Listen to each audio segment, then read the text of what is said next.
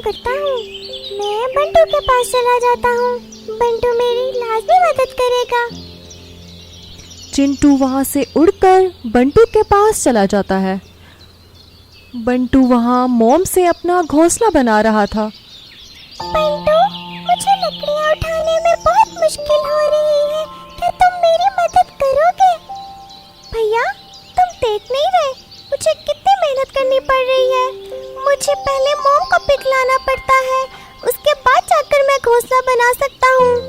मेरा काम तो तुमसे भी ज्यादा मुश्किल है। चिंटू बंटू की बातें सुनकर और भी ज़्यादा उदास हो जाता है। चिंटू तीनों भाइयों में बड़ा और सबसे समझदार था। चलो, कोई बात नहीं, मैं छोटी लकड़ियों से ही अपना घोंसला बना लेता हूँ। ऐसा सोचकर चिंटू अपने काम में लग जाता है। जैसे तैसे कर कर तीनों ने 3 ही दिन में अपने अपने घोंसले बना लिए। मैंने गोबर से तो अपना घर बना लिया, लेकिन इसे सूखने में तो थोड़ा वक्त लगेगा। मैं उम्मीद करता हूँ कि 2-3 दिन में बारिश ना आए।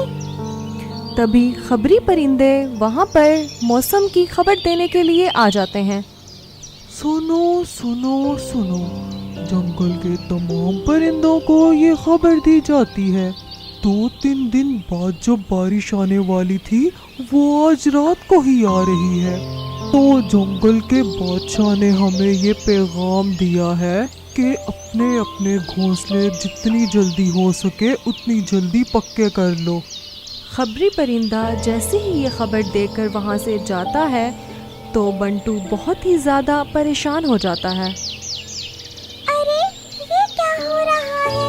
मुझे जिस बात का डर था वही हो रहा है। मैं अब और कर भी क्या सकता हूँ? मुझे इसी घोंसले में ही रहना पड़ेगा। तीनों अपने अपने घोंसले में चले जाते हैं। जैसे ही खबरी परिंदों ने कहा था, बिल्कुल उसी वक्त पर बारिश शुरू हो जाती है। बारिश की वजह से मिंटू का गोबर से बना हुआ घोंसला गलने लगा था, जिसे देखकर मिंटू बहुत ही ज़्यादा परेशान हो गया था। अरे नहीं, मेरा घोंसला तो गल रहा है।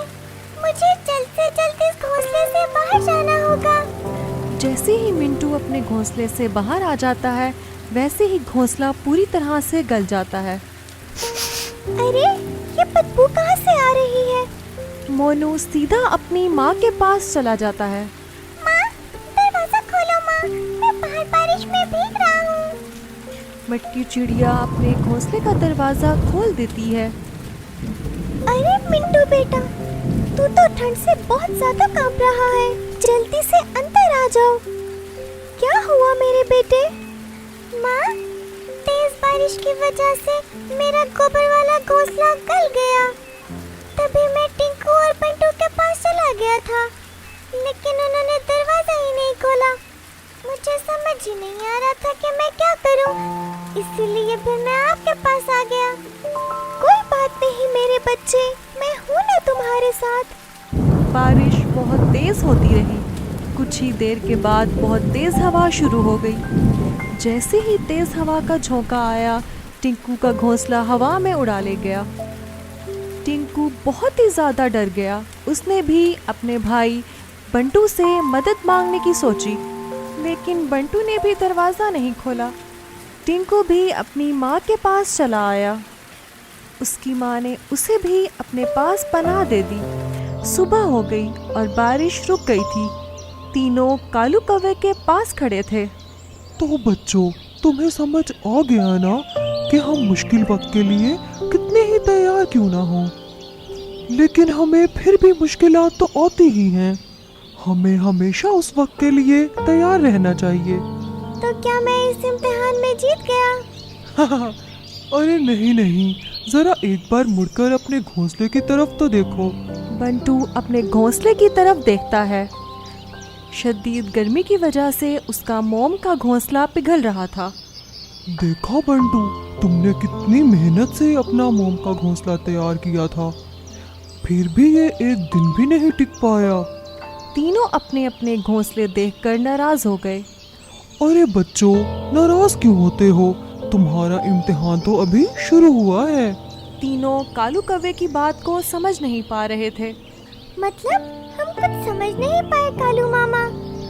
अरे बच्चों, परेशान मत हो, मैं तुम्हें समझाता हूँ।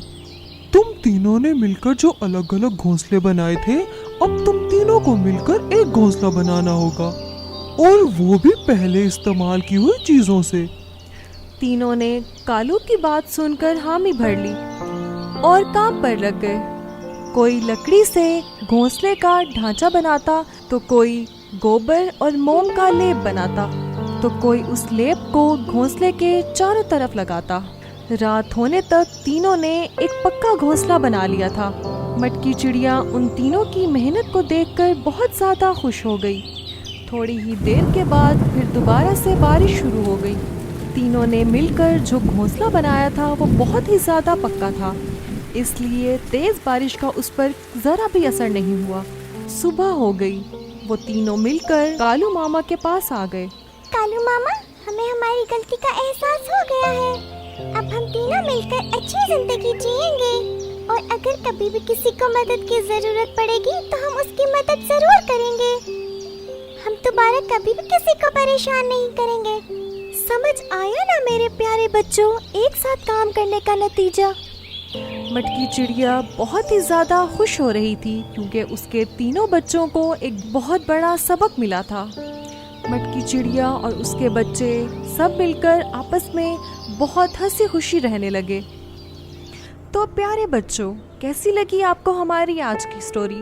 अगर आपको हमारी स्टोरी अच्छी लगी है तो हमारे चैनल को लाइक, सब्सक्राइब और बेल आइकन ऑल पे कर दें। Thanks for watching.